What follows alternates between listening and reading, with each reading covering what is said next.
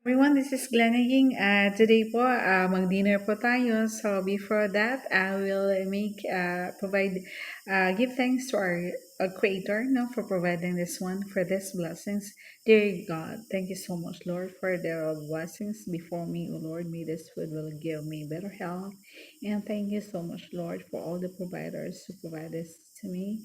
And may this food will give me have a better strength and also to do tasks daily, Lord. And thank you so much for all who provide this extender blessings, no, who provide this for me to have a food.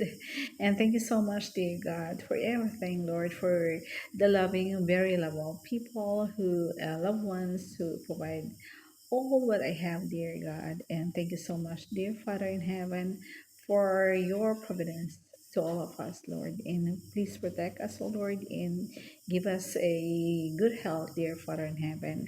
Lord, I thank you, Lord, for everything, Lord. May bless my followers who watch my steps, O Lord. May my journey be always in straight path and following your dear Father in heaven. For all this is I pray, please bless me in every way. For all this is I pray. Amen and amen. Hello, dear one. Hello, mga beloved someone. Thank you so much. No, mag-dinner na po tayo. Ang dami kong spoon. Dami kong spoon. Daming spoon ni Lenny Ging. Yan. Mag-dinner po tayo. Tayo po ikakain. May dukot dyan. Magkain na po tayo ng dinner. No, after live, mag-eat po tayo ng dinner. So, yan. Let's have fun. At samahan niyo po ako sa ating pagkain ng dinner. Yan, may sulkin dyan. Lagay natin yan. Soft foaming po tayo nito, no? Magkain po tayo. Yan. Gulay. Cabbage po yan. Very nice. May fiber po kasi yan. No? Mm. Mm. Ito ang gusto natin, yung magtingog-tingog ang gulay. Mm. Mm. Sarap. Mm.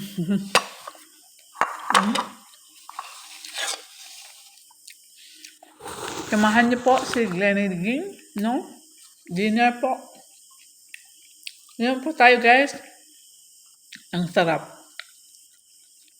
Ito ang mga itong pagkain, ang yummy talaga.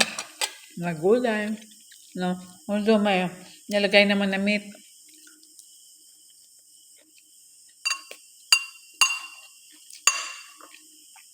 Ang sarap, guys. Ang sarap. Dinner time. Ano pong nasa pagkainan nyo, mga kapatid? Sana po ay meron kayong gulay. Although, if you love meat, but then hopefully you will not forget to have vegetables in front of your table, no? Kasi po, yun po ay, gulay po ay may sustansya po siya na natural way.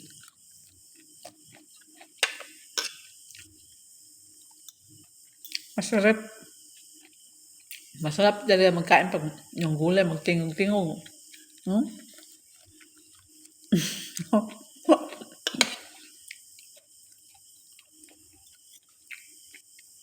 Sarap. Mm.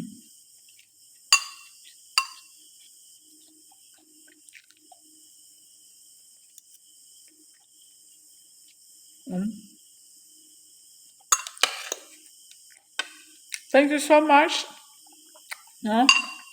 Baka kulang na memory ng phone natin, kaya hanggang dito lang. Maraming salamat po. Enjoy po ako. Enjoy po tayo pala sa ating dinner. Thank you so much, no? Hmm?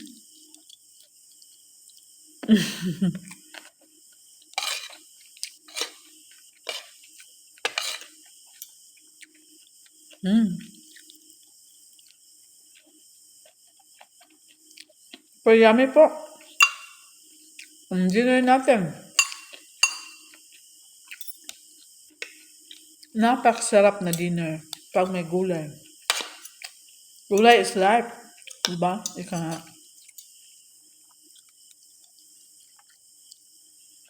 Mm.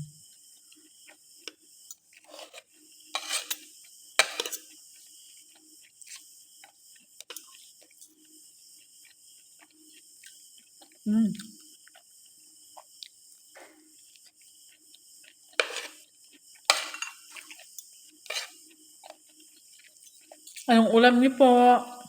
Jam. Ano ihanda po niyo sa inyong family? Lalo na sa mga ina, na ilang ng tahanan. Anong i-provide mo, mami? Niyo, mami? Sa inyong mga children? Inyong asawa? Inyong daddy, mami? Kung andyan pang daddy, mami nyo. No? Ikaw nga mga grandparents ng mga anak nyo.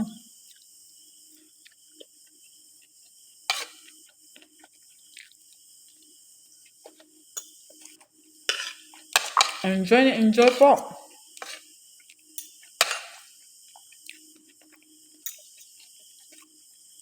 Ay, saya.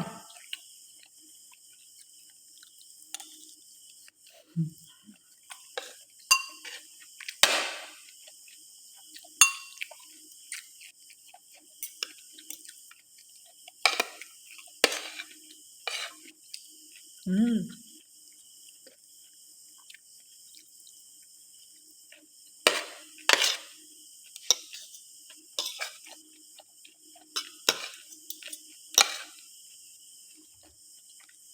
Tingog dyan ba basta ang gulay? Yummy kayo. Mm. Mm.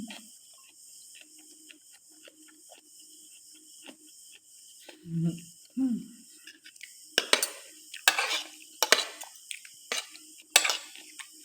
Ano pong hilig ng mga children niyo pong kainin?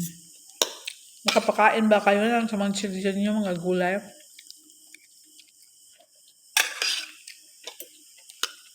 If so, then successful po kayo. Kasi po, gulay po is like can provide natural nutrients.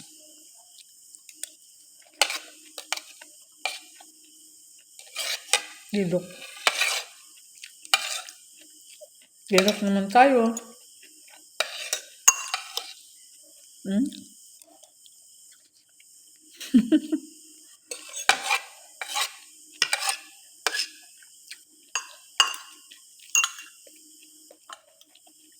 Mm.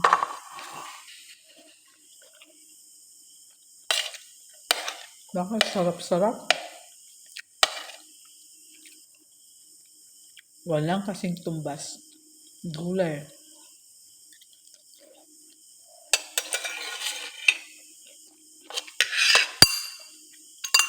Tilok kayo, tilok.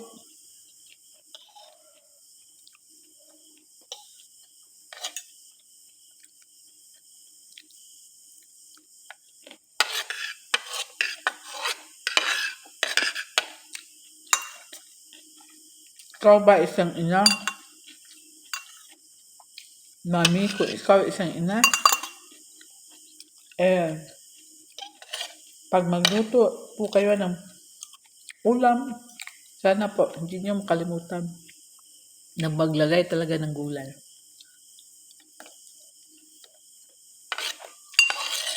Kasi po ang gulay talagang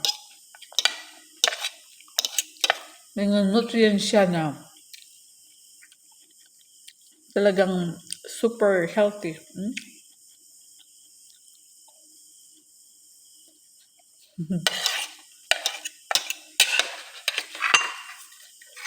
Ibang rice.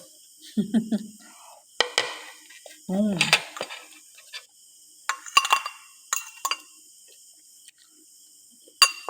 Mm. Yan lang. Silok.